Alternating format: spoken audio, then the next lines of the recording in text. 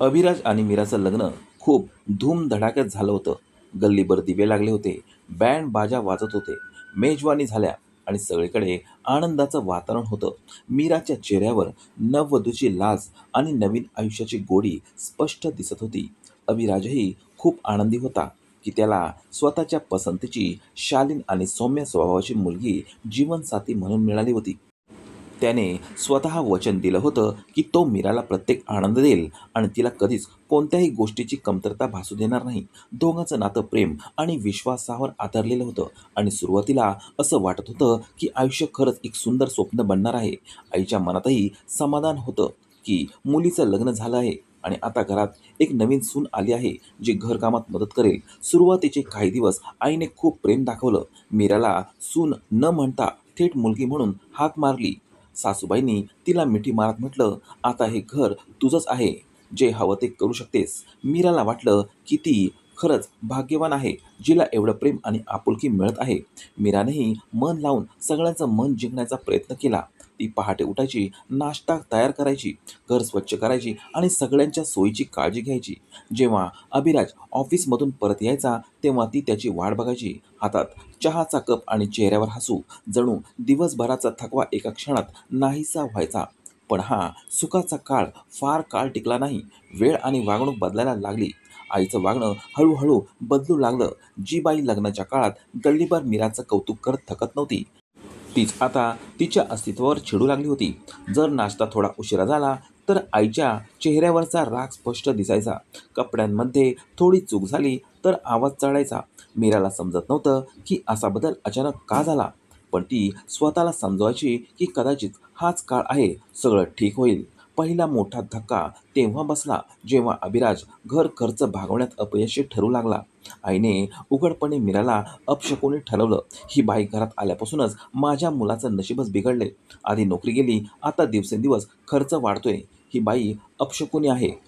मीराच्या कानावर ही वाक्य जणू बंदुकीच्या गोळ्यांसारखी आदळली.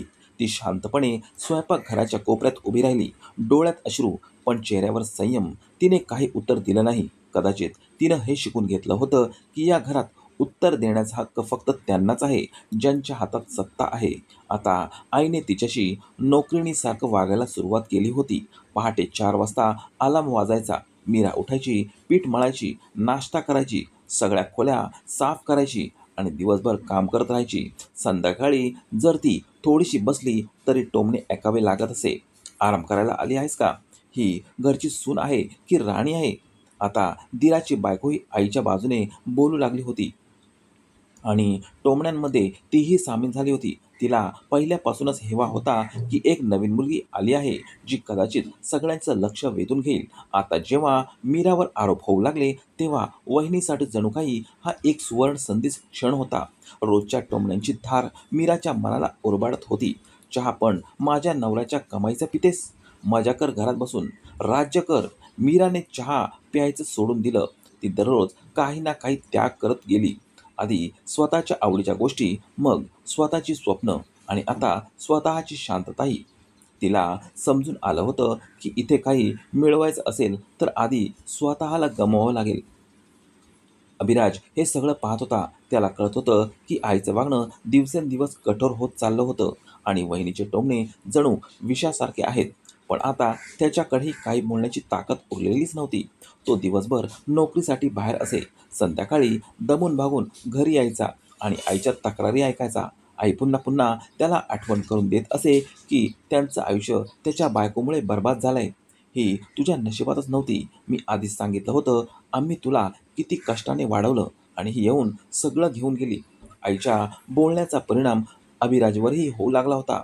कधी-कधी तोही विचार करायचा की कदाचित आई बरोबर आहे.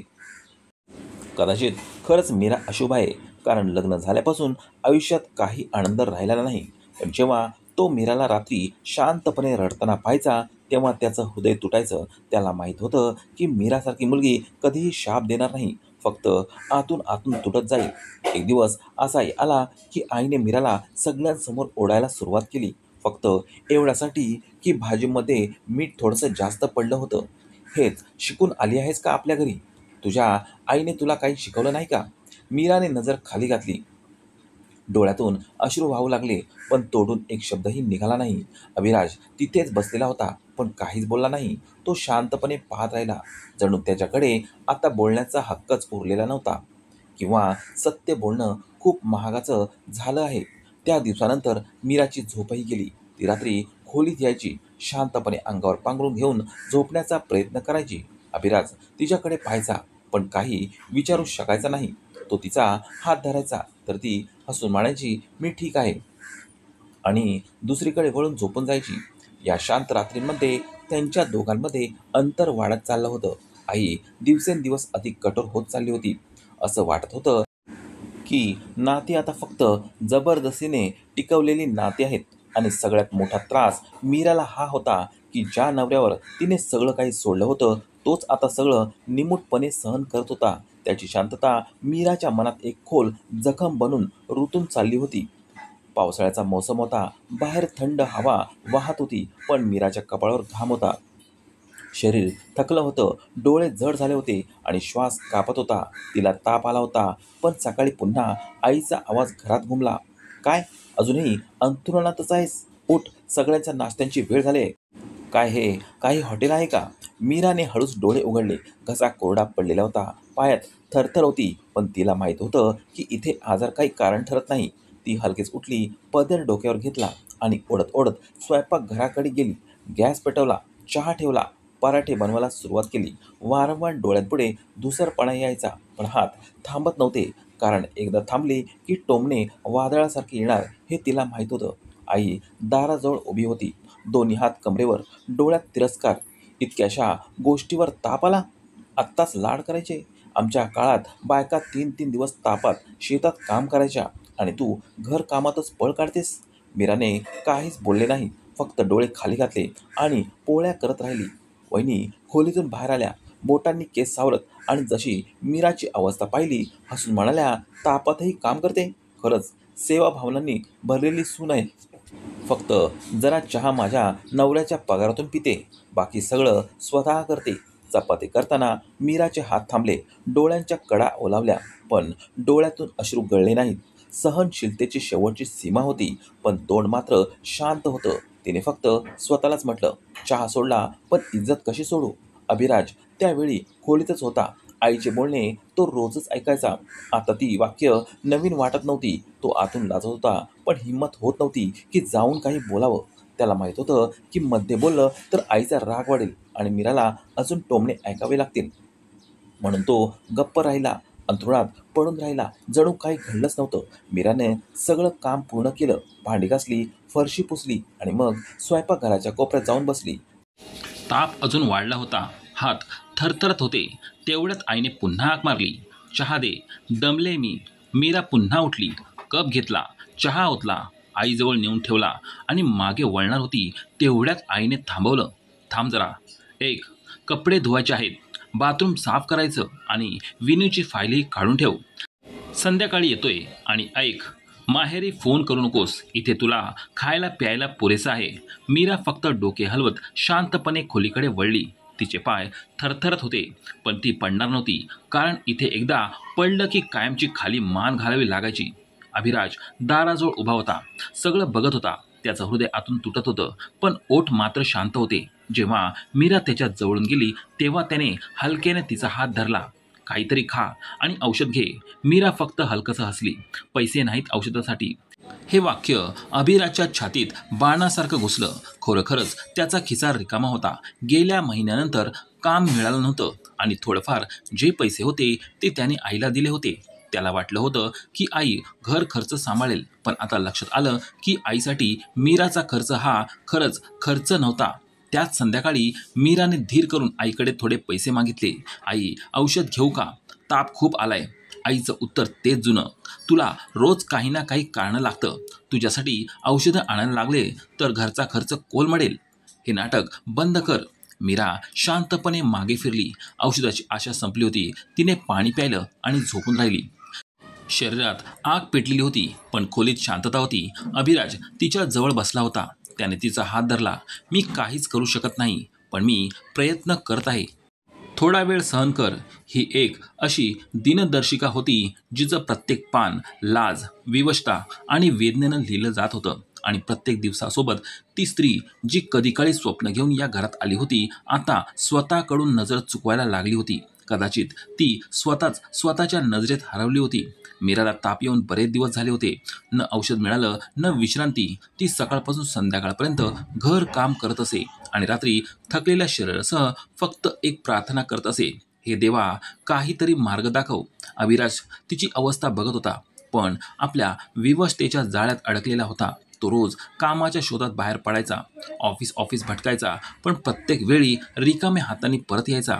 घरात पैशाची टंचाई, आईची कटुता आणि मीराची शांत वेदना या सगळ्यांनी अभिराजच्या मनावर भार टाकला होता. एक दिवस त्याची भेट एका मित्राशी झाली, जो दुबईहून आला होता. तो सहज म्हणाला, भाऊ, परदेशात मेहनत कर, पण बदल्यात सन्मान, पैसा सगळं मिळतं. इथे राहून काय कमावणार? ना इज्जत, ना नोकरी. तिकडे तरी स्वतःवर अभिमान वाटतो. ही गोष्ट अभिराजच्या मनाला भिडली. त्याला माहिती होतं की हे जे काही आयुष्य तो जगत आहे ते खरं तर जगणं नाही, तर एक प्रकारचं गुदमरणं जगणं आहे. तो स्वतःला मीरासमोर गुन्हेगार समजायला लागला होता. तिच्या डोळ्यात नजर घालणं त्याला आता अशक्य वाटत होतं. ती जी रोज दुसऱ्यांवर रोट्यांसाठी अवलंबून होती, जी औषधासाठी आईची तक्रार सहन करत होती, तिची अशी अवस्था पाहून अभिराज आतून कोसळत होता. खूप रात्रीची झोप हरून गेल्यावर एका सकाळी अभिराजने आईकडे बोलण्याचा निर्णय घेतला. आई, मी परदेशात जायचं ठरवलं आहे. UK मध्ये काम मिळेल अशी आशा आहे. पैसे आले तर सगळ्यांचं भलं होईल. आईच्या डोळ्यात चमक आली. हेच तर मला हवं होतं बाळा, की तू काहीतरी मोठं व्हावंस. इथे काय आहे? बाहेर जा, पैसे कमाव, आम्हालाही सन्मान मिळवून दे, घर सुधार. अभिराज हळू आवाजात म्हणाला, आई, मीरा पण येईल माझ्यासोबत. एकदा मी तिथे स्थिर झालो की तिला इथे त्रासात ठेवणं मला पटत नाही. आईने लगेच बोलणं थांबवलं.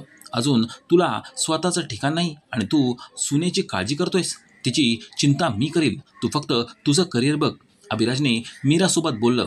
खोलीत शांतता पसरली. मीराने सगळं ऐकलं, पण ती गप्प राहिली. ती काही बोलू शकली नाही. फक्त एवढंच म्हणाली, जा, जर तुला वाटतं की यामुळे आपलं भलं होईल तर जा, मी तुझी वाट बघेन.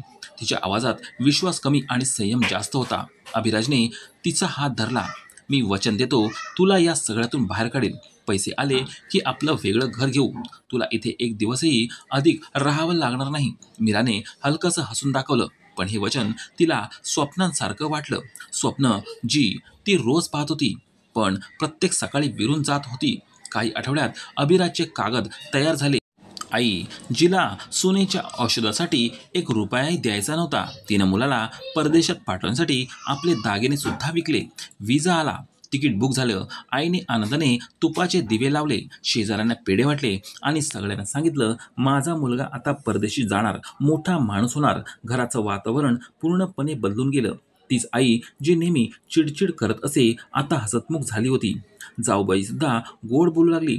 सगळे अभिराजच्या जाण्याला आपलेच यश मानू लागले. पण मीराची दुनिया अजूनच लहान झाली.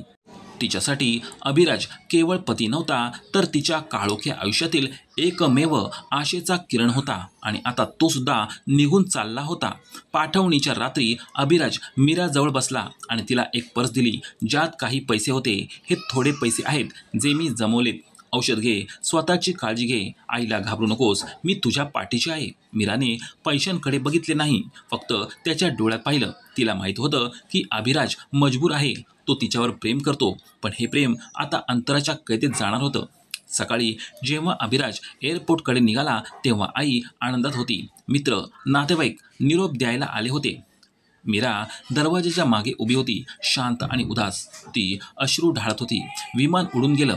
आईची स्वप्न आता आकाशाला भिडली होती आणि मीरा, ती पुन्हा एकदा एकटीच राहिली होती, फक्त वचनांच्या आधारावर आणि स्वप्नांच्या ओझ्याखाली. तिला माहीत नव्हतं की हा दूरचा हा पडदा किती काळ टिकेल आणि हे अंतर किती वेदना येऊन येईल. पण ती शांत राहिली. जणू तिला आता समजून गेलं होतं की सहन करणे हेच तिचं नशीब आहे.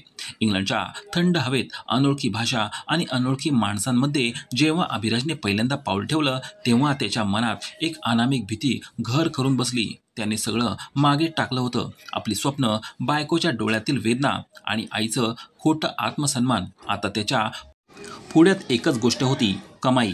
तो रात्रंदिवस मेहनत करू लागला. कधी एखाद्या गोदामात बॉक्स उचलणे, कधी हॉटेलमध्ये भांडी घासणे, कधी पावसात पार्सल पोहोचवणे.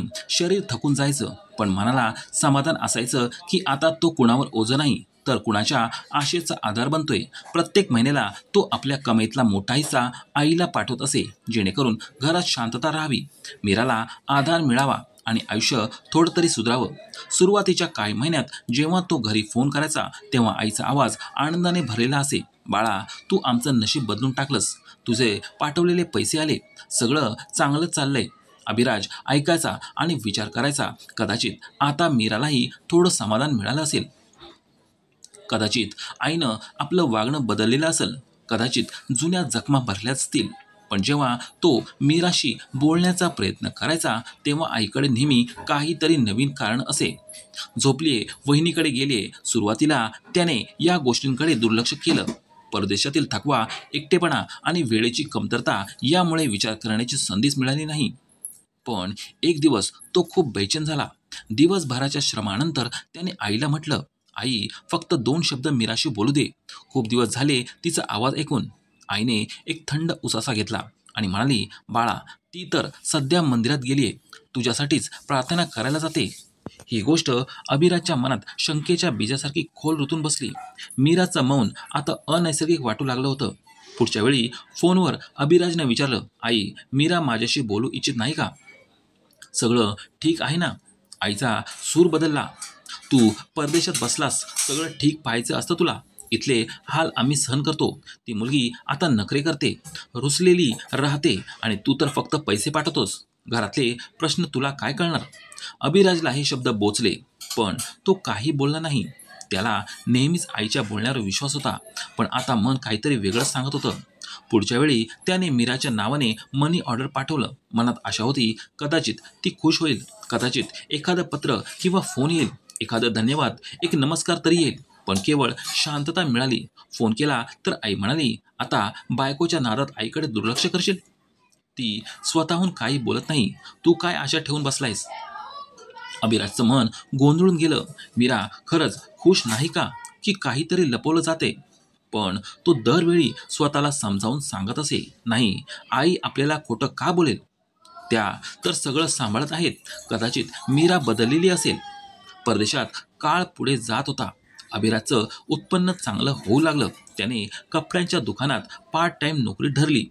तिथे त्याला थोडंसं मान सन्मान मिळायला लागला. तो स्वतःला एका नव्या रूपात पाहू लागला. मजबूर, जबाबदार आणि काहीतरी करून दाखवणारा.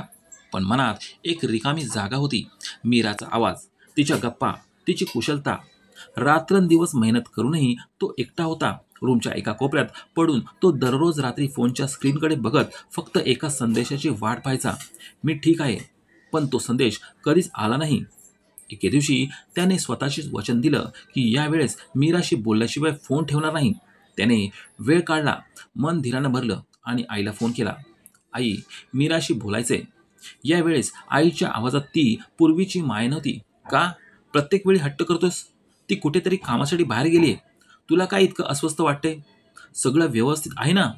पैसे वेळेवर मिळत आहे ना? आता बायकोची इतकी काळजी वाटते तर घेऊन जा तिला इकडे." अभिराज हादरून गेला. आईच्या शब्दांमधला टोमणा अगदी स्पष्ट होता. तो एक क्षणासाठी गप्प झाला. मग हळू आवाजात म्हणाला, "आई, मला फक्त तिचा आवाज ऐकायचा आहे. यात काय चूक आहे?" आईने उपरोधाने उत्तर दिलं, "आत्ताच परदेशात गेला आहेस आणि तिथून मन गुंतून बसलायस. जेव्हा इथे होतास तेव्हा इतकी काळजी नव्हती. आता सगळं आठवतंय." हे ऐकून अभिराजचं मन थरथरून गेलं. आईचं असं वागणं नवीन नव्हतं, पण यावेळी ती अधिक कठोर वाटली. जिच्यामुळे पहिल्या संशयाची लाट जन्माला आली, तो विचार करू लागला, जर खरंच मीरा सुखात आहे जसं आई सांगते, तर मग मला तिच्याशी बोलायला का रोखलं जातंय? दरवेळी नवीन कारणं का दिली जातात? दरवेळी एक नवीन भिंत का उभी केली जाते? दुसऱ्या दिवशी अभिराजने वहिनीला फोन केला. बऱ्याच दिवसांनी पहिल्यांदा बोलणं झालं. "वहिनी, मीरा कशी आहे?" वहिनीने विषय टाळण्याचा प्रयत्न केला. "सगळं ठीक आहे दादा. घर जसं चालत होतं तसंच चाललंय. मीरा कामात व्यस्त असते." अभिराजने आग्रहाने विचारलं, "तिच्याशी बोलायचं आहे. काही लपून नाही मागत मी." वहिनी काही क्षण शांत राहिली. मग हळू आवाजात म्हणाली, "दादा, बोलायला माणूस बोलण्याच्या अवस्थेत असावा लागतो ना. कधीकधी ती स्वतःमध्येच हरून जाते, शांत, एकटी. आणि आई आई तर आत्ता आणखीनच कठोर झाली आहे. हे शब्द अभिराजवर विजेसारखे कोसळले. तो जो स्वप्न पाहत होता की मीरा आता सुखात आहे, ते सगळं खोटं होतं. जे पैसे तो दर महिन्याला पाठवायचा ते फक्त आईच्या थाटामाटावर खर्च होत होते.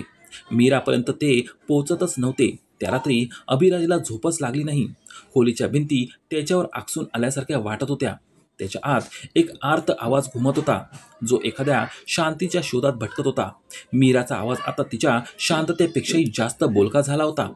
जणू प्रत्येक क्षण, प्रत्येक श्वास अभिराजला एक प्रश्न विचारत होता. कुठे आहेस तू? दुसऱ्या दिवशी कामावरही त्याचं लक्ष लागलं नाही. तो गोंधळलेला होता. विचार भिरभिरत होते.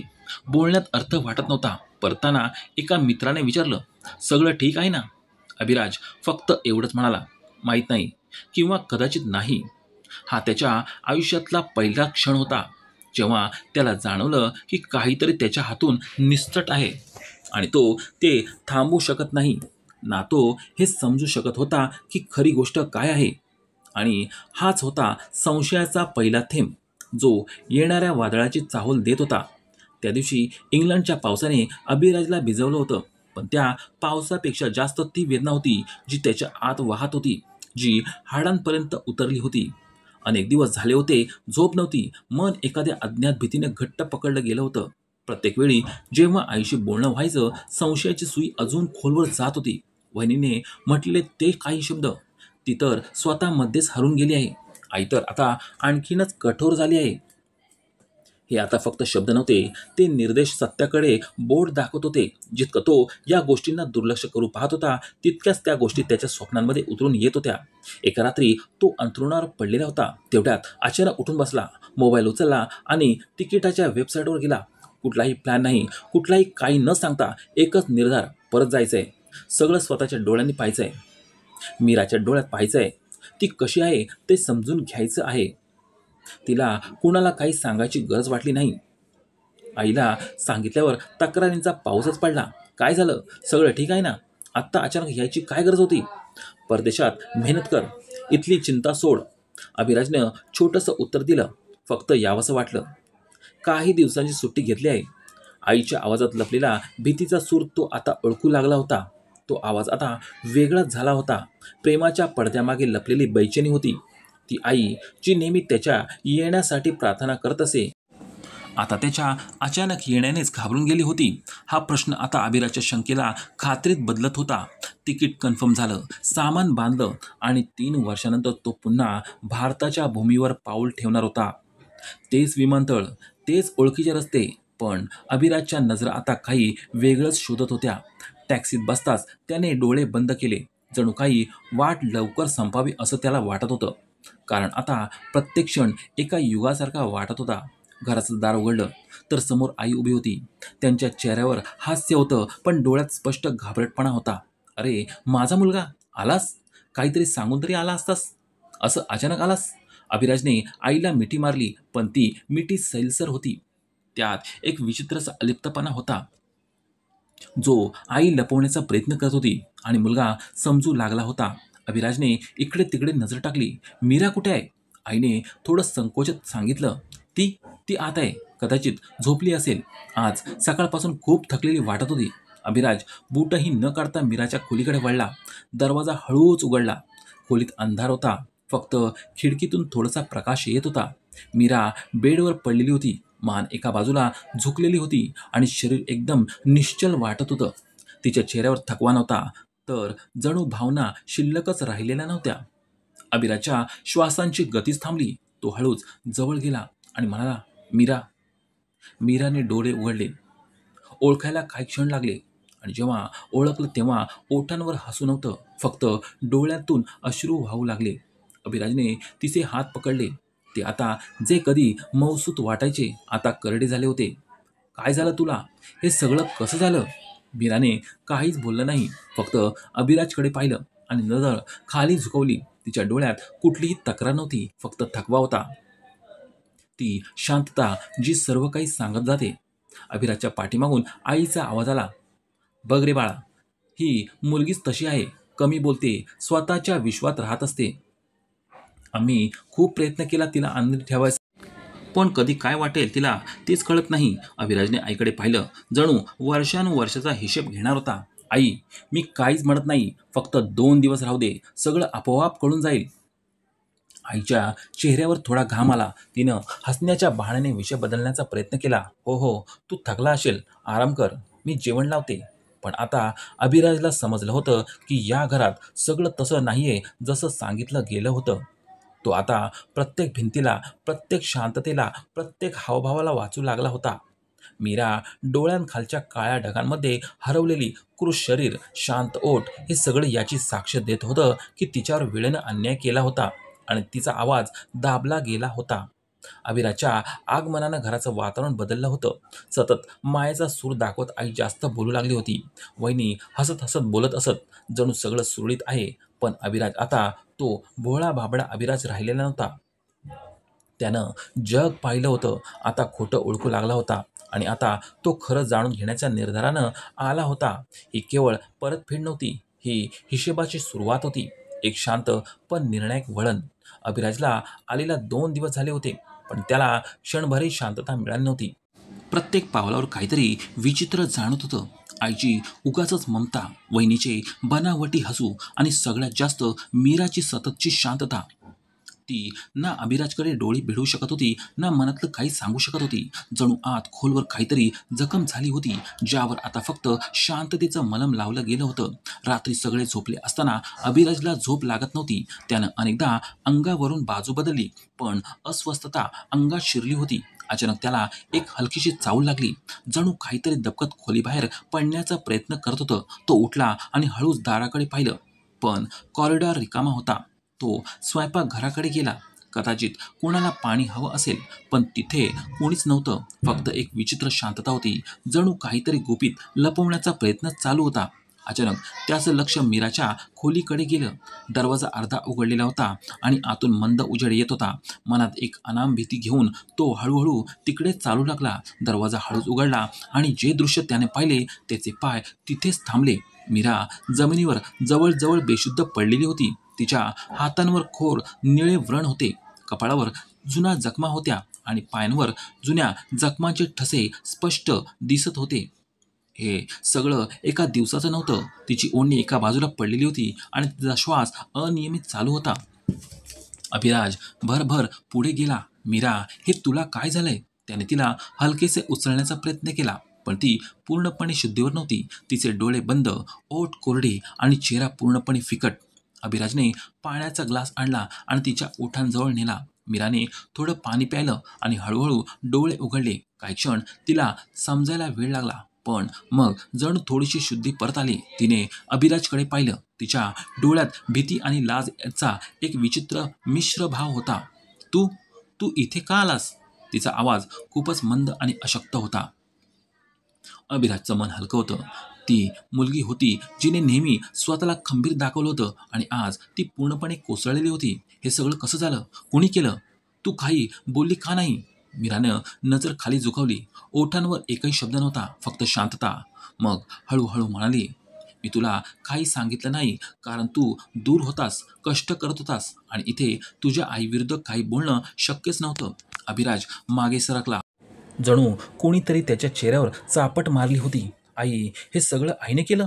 मीराने फक्त डोळे बंद केले. जणू आता आणखी काही ऐकणं किंवा सांगणं तिच्या सहनशक्तीबाहेर होतं. अभिराजच्या नजरा तिच्या प्रत्येक जखमेवर थांबत होत्या.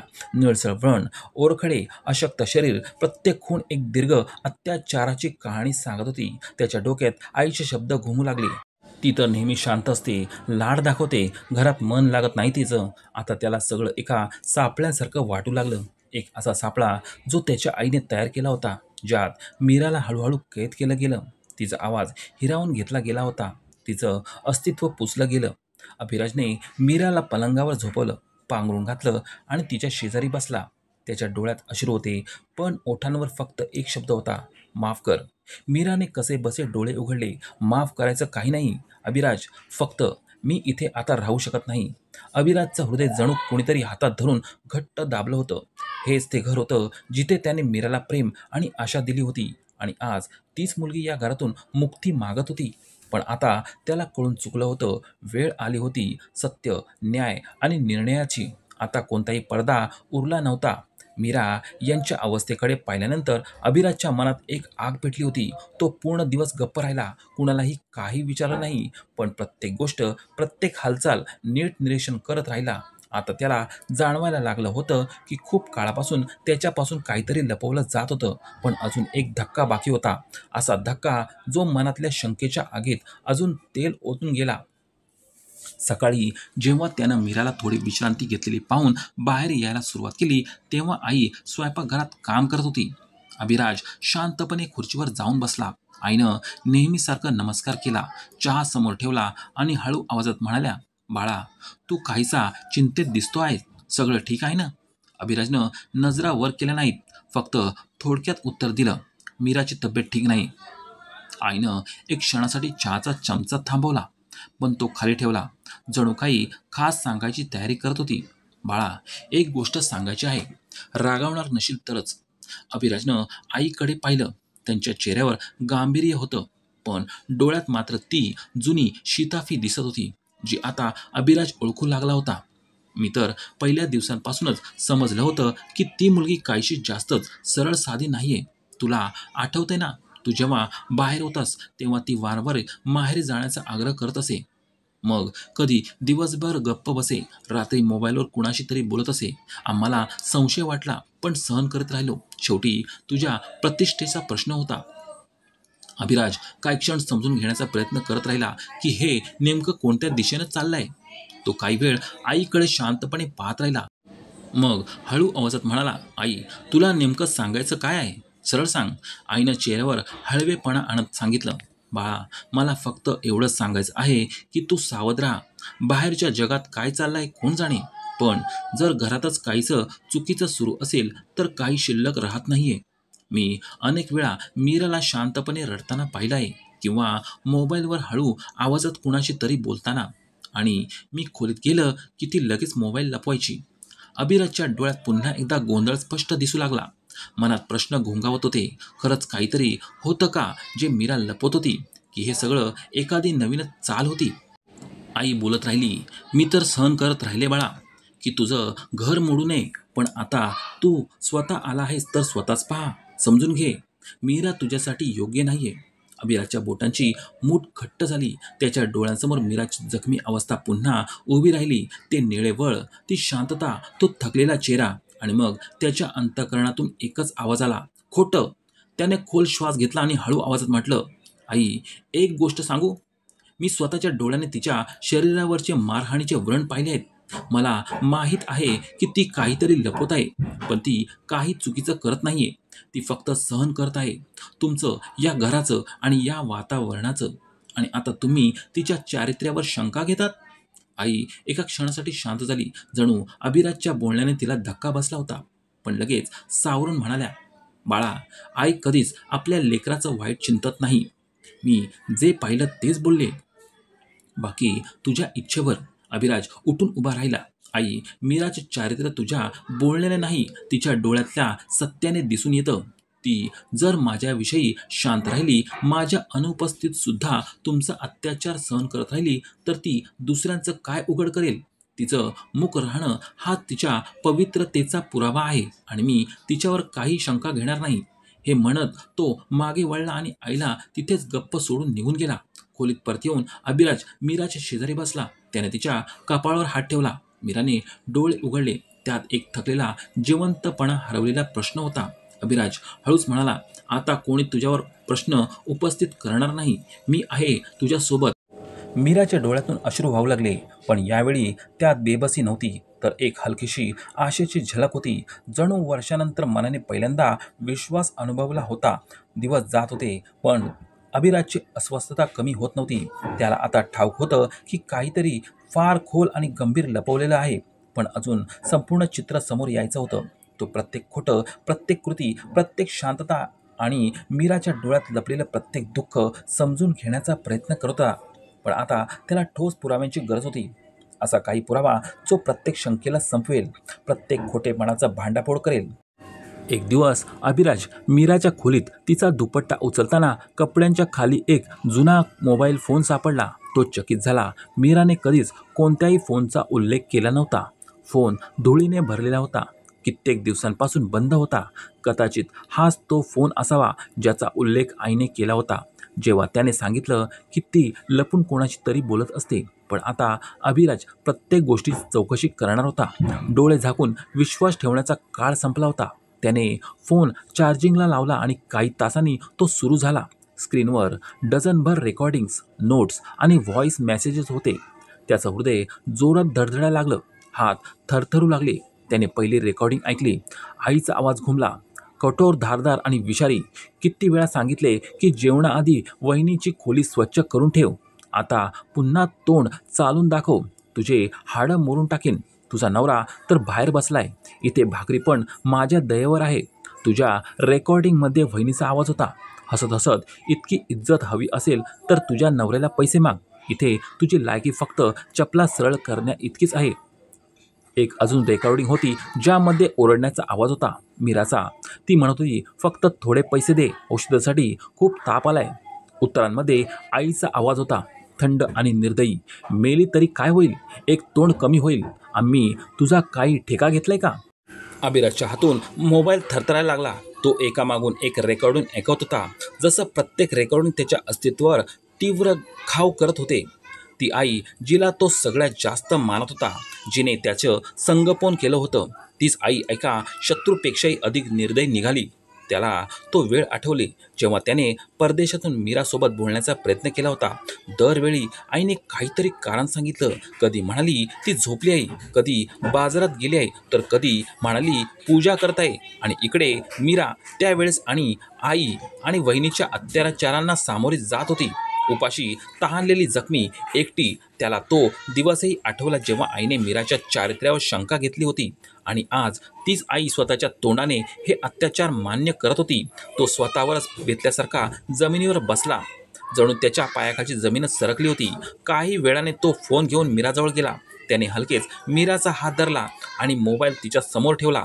त्याने विचारलं, तू कधी काही सांगितलं का नाहीस? मीराने त्याच्याकडे पाहिले.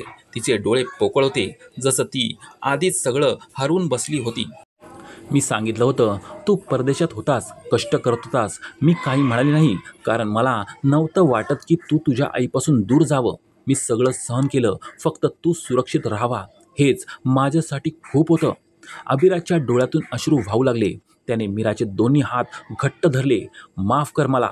मी सगळं पाहिलं, ऐकलं, पण गप्प राहिलो. कदाचित मला तेव्हाच बोलायला हवं होतं जेव्हा तू पहिल्यांदा गप्प राहिलीस. मीराच्या डोळ्यात पाणी आलं, पण यावेळी तिच्या ओठांवर एक थकलेली हलकी स्मित हास्य होतं, जसं वर्षानुवर्षाचं दुःख कोणीतरी ऐकलं होतं. अभिराजने एक निर्णय घेतला होता. आता तो हा अन्याय सहन करणार नव्हता, ना मीरासाठी ना स्वतःसाठी. सत्य आता समोर आलं होतं. पडदा हटलेला होता. आता गप्प बसणार नाही. आता न्याय होईल. आईसमोर तो मोबाईल ठेवणार होता, जेणेकरून मीराच्या अश्रूंमध्ये गडप झालेला प्रत्येक आवाज आता साक्षीदार बनून समोर येईल. सकाळचा उजेड अजून पूर्ण पसरलेला नव्हता, पण अधिराजच्या डोळ्यातील अंधार निघून गेला होता. मागच्या रात्रीनंतर त्याला झोपच आली नव्हती. मोबाईलमध्ये रेकॉर्ड केलेले आवाज, ते विषारी शब्द, मीराचे सुस्कारे, तिची बनावट हसू, हे सगळं अभिराजच्या मनात गुंफत राहिलं होतं. खोलीत मीरा झोपत होती. तिच्या चेहऱ्यावर तो शांतपणा होता जो कित्येक वर्षांनी आला होता. अभिराजने तिच्या कपाळावर हात ठेवला आणि मग बाहेर निघून गेला. आई अंगणात बसलेली होती. वहिनी शेजारी चहा पित होती. दोघी हसत होत्या, जणू काही घडलंच नव्हतं. अभिराज त्यांच्यासमोर उभा राहिला आणि मोबाईल टेबलवर ठेवला. आज आपण सगळे सत्य ऐकणार. आईचा चेहरा एका क्षणात फिकट झाला. वहिनीच्या हातून कप खाली पडला. अभिराजने एक एक करून रेकॉर्डिंग लावायला सुरुवात केली. प्रत्येक शब्द, प्रत्येक किंकाळी, प्रत्येक टोमणा आता फक्त आवाज नव्हते, ते उघड उघड सत्याची साक्ष देणारे होते. आई म्हणाली, हे सगळं खोटं आहे. कुणीतरी कारस्थान केले आहे. अभिराजचा आवाज थंड पण धारदार होता. कारस्थान? मीराचे जखमी हात, उपाशी पोट, ते पण कारस्थान होतं का? हेच ते घर आहे ज्याच्या खर्चासाठी मी परदेशात रात्रंदिवस कष्ट करत होतो आणि तुम्ही माझ्या बायकोला उपाशी ठेवलं. आई काही बोलू शकली नाही. तिच्या चेहऱ्यावर लाज नव्हती, तर जुना अहंकार होता. जो अजूनही हार मानण्यास तयार नव्हता. अभिराजने वहिनीकडे पाहिलं.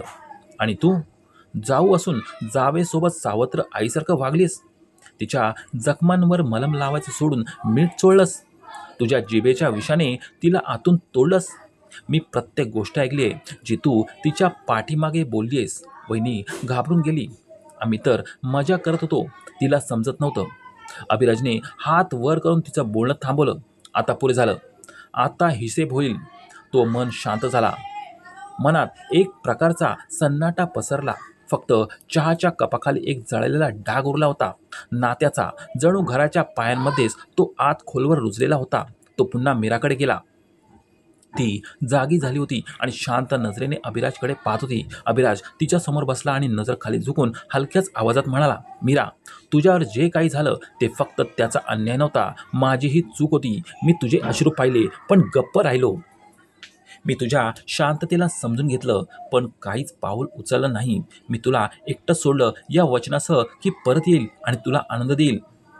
पण तुझ्या वाट्याला आलं फक्त संयम, अपमान आणि मी परदेशात स्वतःला नवरा समजत राहिलो. मीराने नजर चुकवली. जणू ती त्या जखमांना शब्दांमध्ये लपवू पाहत होती, ज्या वर्षानुवर्ष किंचाळूनही शकल्या नाहीत. अभिराजने तिचा हात घट्ट धरला. आता मला काहीच म्हणायचं नाही. फक्त हे की जर तुझी इच्छा असेल तर तू जाऊ शकतेस. मोकळी आहेस या सगळ्यांपासून, माझ्यापासून, या घरापासून. मीराच्या डोळ्यात पाणी आत्र आलं. पण यावेळी ते अश्रू दुःखात नव्हते. ती होती स्वच्छंद झालेल्या मनाची ओल, जी बऱ्याच वर्षाच्या कैदीनंतर बाहेर आली होती. तिने हळूच सांगितलं, तू सत्य पाहिलंस? हेच माझ्यासाठी पुरेसं आहे. अभिराजच्या डोळ्यात प्रथम प्रकाश परत आला. पण तो प्रकाश पश्चात्तापाच्या अश्रूंनी भिजलेला होता. त्याला समजलं होतं की प्रेमाचं ऋण शब्दांनी नव्हे तर वागणुकीने फेडायचं असतं. आता तो प्रत्येक क्षण, प्रत्येक दिवस मीरासाठी असा नवरा बनू इच्छित होता की ज्याच्या सावलीनेही तिच्या जखमांवर ओरखडा येऊ नये. त्या दिवसानंतर अभिराजने एक छोटा पण ठाम निर्णय घेतला. तो हे घर सोडणार होता. मीराला एक नवीन घर, नवीन आयुष्य आणि नवीन सन्मान द्यायचा होता. त्याने आईला नक्कीच माफ केलं, पण त्या वातावरणाला, त्या अत्याचाराला पुन्हा आपल्या बायकोवर लादण्याचा अधिकार कोणालाच दिला नाही. अभिराजने ते सर्व गमावलं होतं, जे तो नात्याच्या नावाखाली पवित्र मानायचा. पण आता जे उरलं होतं ते खरं होतं आणि मीराची साथ होती. हेच आता त्याचं खरं आयुष्य होतं. त्या सकाळी अभिराजने मीरासाठी एक नवे पण खास कपड्यांचा जोड काढला. पांढरा दुपट्टा ज्यावर हलकीशी भरतकाम होती, तोच जो मीराने लग्नानंतर पहिल्यांदा परिधान केला होता.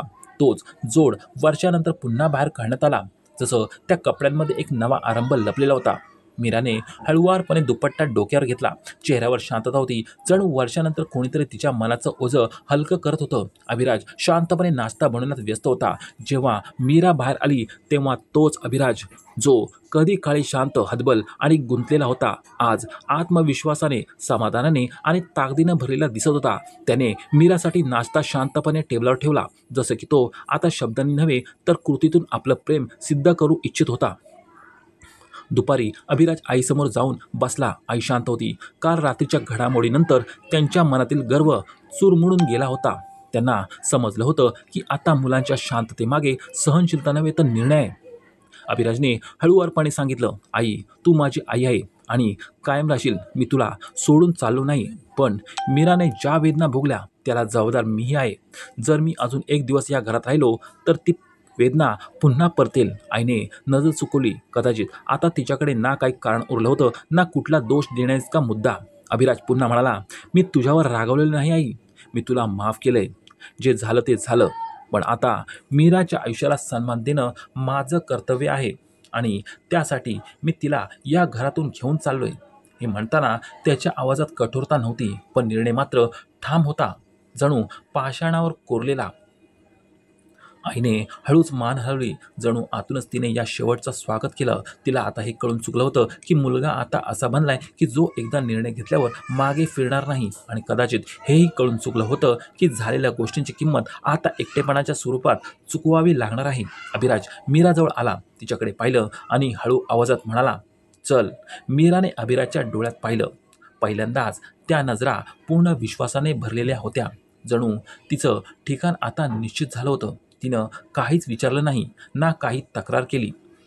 पण अभिराजसोबत पाऊल टाकलं अगदी त्याच्याच पावलांशी जुळून. घराच्या दारातून बाहेर पडताना अभिराजने शेवटची नजर अंगणात टाकली. तेच अंगण जिथे मीरा वर्षानुवर्षे अत्याचार सहन करत होती, जिथं तेच मौन रात्रंदिवस घुमत होतं आणि जिथे कधीतरी तिने स्वतःला कमजोर समजलं होतं. पण आज तेच अंगण तिच्या पायाखाली होतं, तिच्या इच्छेच्या, तिच्या अधिकाराचा आणि तिच्या नव्या आयुष्याच्या उंबरठ्याचं प्रतीक. अभिराज आणि मीराने एक नवीन घर घेतलं, छोटंसं, साधं पण परिपूर्ण. तिथं ना कुणाचा हुकूम, ना बंधनं होती, ना जबरदस्ती. फक्त दोन माणसं होती, एकमेकांना ऐकायला, समजून घ्यायला आणि सन्मान द्यायला. अभिराजने मीरासाठी ते सगळं केलं जे त्याने अनेक वर्षापूर्वी करायला हवं होतं. तो फक्त नवरा राहिला नाही, तर तिचा सोबती, रक्षण करणारा आणि अंतरंग मित्र बनला. आता तो दररोज मीराकडून शिकत होता की शांततेत किती आवाज लपलेली असतात, सहनशीलतेलाही एक मर्यादा असते आणि खरी प्रेमभावना केवळ शब्दातून नाही, तर सुरक्षितता देऊन सिद्ध होते. मीरानेही हळूहळू जगायला शिकायला सुरुवात केली. ती दिवसांमध्ये नाहीत तर महिन्यांमध्ये उलगडू लागली. तिच्या शांततेत आता विश्वास सामावलेला होता. ती बोलायची, हसायची आणि आयुष्याकडे नव्या नजरेने पाहू लागली होती. तिने शिकून घेतलं होतं की ती फक्त कोणाची बायको नाही, तर एक संपूर्ण व्यक्ती आहे आणि इज्जत, जिला वर्षांपूर्वी तिच्याकडून हिरावून घेतलं गेलं होतं, ती आता तिला परत मिळाली.